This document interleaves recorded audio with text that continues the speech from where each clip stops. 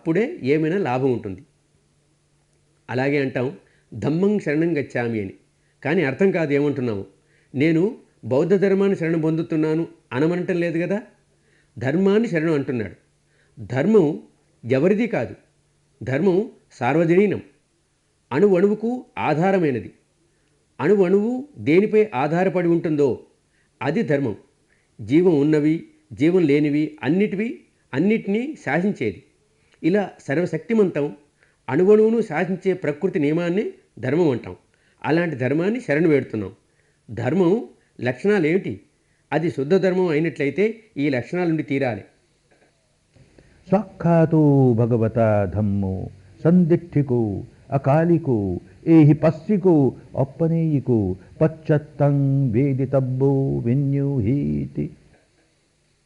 స్వఖ్యాతో అది ధర్మమైతే దానికి వివరణ చక్కగా ఉంటుంది. ఎవరైనా సులభంగా అర్థం చేసుకునేట్లు. చదువు రాని వాడికి కూడా అర్థమవ్వాలి, చదువుకున్న వాడికి కూడా అర్థం అవ్వాలి. అందరికీ అర్థమవుతుంది. పైపైన ఒక అర్థం, లోపల ఒక అర్థం కొందరికే తెలిసేది ఉంటే కుదరదు. కొందరికి అర్థమైతే అందరూ ఎలా ఆచరించగలరు? ధర్మం అందరికీ అర్థమయ్యేంత స్పష్టంగా ఉండాలి, అర్థం అవ్వాలి. స్వఖ్యాతో. అంతేకాదు సందిట్టికో. సాందిట్టికో అంటే అనుభూతికి వచ్చేదే ఉండాలి. ఏ సత్యమైతే మన అనుభూతిలోకి రాలేదో అది వేరే వాళ్ళ అనుభూతిలోకి వచ్చినా కూడా మనం దాని గురించి ఆలోచించాం. దాని గురించి ఆలోచించి ఏం లాభం లేదు. అది మనకు సత్యం కాదు, కేవలం కల్పన. నిర్వాణం కూడా మన వరకు సత్యం కాదు. అది ఎప్పటి వరకు మన అనుభూతిలోకి రాలేదో దాన్ని ఊహించుకోకూడదు. ఏ సత్యం మన అనుభూతిలోకి అవుతుందో దాని ఆధారంగా ముందుకు సాగితే సాందిట్టికో. అక్కాలికో. ధర్మం నిజంగా ధర్మం అయితే దాని ఫలితం అందటంలో, ధర్మాన్ని ఆచరించాం దాని ఫలితం అందటంలో ఆలస్యం కాకూడదు. ఫలితం వెంటనే రావాలి. ఇప్పుడు ఆచరించు, నువ్వు చచ్చిపోయిన తర్వాత నీకు ఫలితం లభిస్తుంది అని ఎవరైనా అంటే అర్థం చేసుకో ఏదో మోసం ఉందని. చచ్చిన తర్వాత ఏమొస్తుందో ఎవరికి తెలుసు? ఇప్పుడు ఏం లభిస్తోంది? ఈ జీవితంలో ధర్మాన్ని ఆచరించడం మొదలెట్టగానే ఈ జీవితంలో ఫలితం కనిపిస్తోంది. దుఃఖాలతో నిండిన వాడికి దుఃఖాలు దూరం అవ్వటం మొదలెట్టాయి.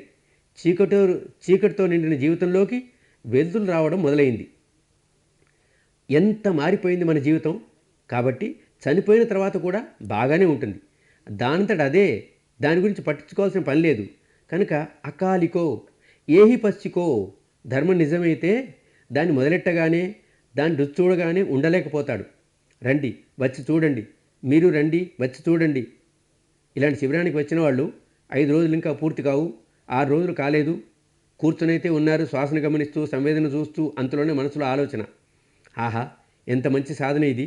దీన్ని మా అమ్మ కూడా చేస్తే బాగుండు, మా నాన్న చేస్తే బాగుండు, మా అన్న చేయాలి, చెల్లెలు చేయాలి, కొడుకు, భార్య, భర్త. అంతలోనే స్పృహ, అరే నేను శ్వాసను చూడాలి కదా, సంవేదన చూడాలి, ఏ ఆలోచనలో పడ్డాను. కొంచెంసేపటి తర్వాత మళ్ళీ అందులోనే కొట్టుకుపోతాం. పాపం వాడు చాలా బాధలో ఉన్నాడు. వాడికి ఈ విద్య దొరికితే బాగైపోతాడు. ఉండలేకపోతాం, ఎందుకంటే రుచి చూస్తున్నాం కదా. ఊరికే ప్రవచనం వినడానికి వచ్చేవాడు అనుకుంటాడు ఈ శిబిరంలో ప్రవచనం చాలా బాగుంది అని. అరే ధర్మం బాగుందా లేదా? ధర్మాన్ని రుచి చూడలేదు. ప్రవచనం బాగుందంటే ఊరికే బుద్ధి విలాసం చేశావన్న మాటే, వాక్చాతుర్యం నచ్చిందన్నమాట. దాంతో ఏమీ లాభం లేదు. ఎవరైతే నిజంగా రుచి చూశారో, చెప్పినట్లుగా పనిచేశారో, ధర్మాన్ని కాస్తైనా రుచి చూస్తే ఉండలేరిక మొదలవుతుంది. ఈ 10 రోజుల్లోనే కాదు, తర్వాత బయటి ప్రపంచంలో కూడా అలాగే చేస్తాడు. ఎవరిని కలిసినా, తన స్నేహితుల్ని, చుట్టాలని ఎవరిని కలిసినా, అరే భాయ్ నేను రుచి చూశాను, చాలా బాగుంది, మేలు జరిగింది, నువ్వు చేసి చూడు అంటాం. ధర్మాన్ని రుచి చూస్తే అంతే. ధర్మాన్ని ఎంత రుచి చూస్తే అంతగా ఏహి పశ్చికో.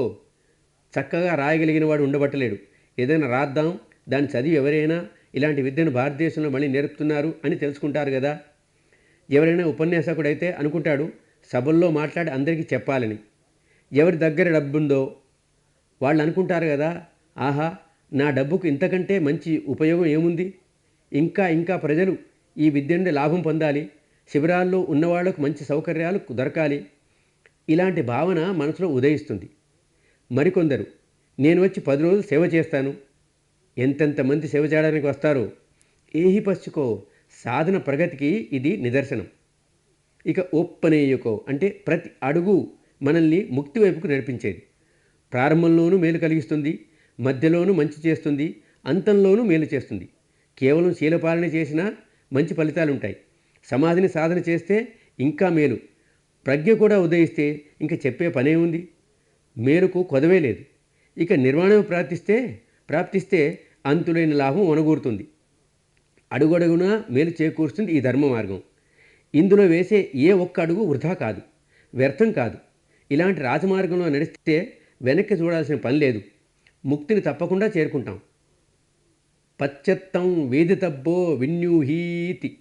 పశ్చత్తం అని గట్టిగా నొక్కి చెప్పారు. అంటే ప్రతి ఒక్కరూ అని అర్థం. ప్రతి ఒక్కరూ, ఈ కులం వాడు, ఆ కులం వాడు, ఈ జాతి వాడు, ఆ జాతి వాడు అని ఏరాల్సిన పని లేదు. ప్రతి ఒక్కరూ ముక్తిని పొందగలుగుతారు.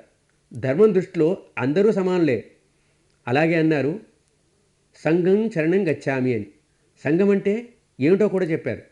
సంఘం అంటే ఒక అర్థం సమూహం అని, ఇంకొక అర్థం కూడా ఉంది వ్యక్తి అని. ఆ వ్యక్తి ఎవరైనా కావచ్చు.